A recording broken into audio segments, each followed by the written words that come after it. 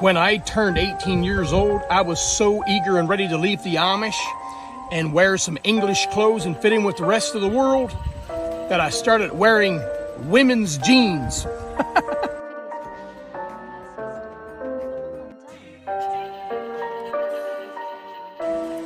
So I was so tired of the loose pants my mom had made homemade, the Amish clothing. So I wanted something tight. And I thought, I'm going to get me the tightest pair of jeans that I can find. I had no clue. I was not educated on reading a label, men's, women's. So I just saw these jeans and I'm like, man, them look pretty cool. I'm going to buy them and wear them. And then I couldn't figure out in public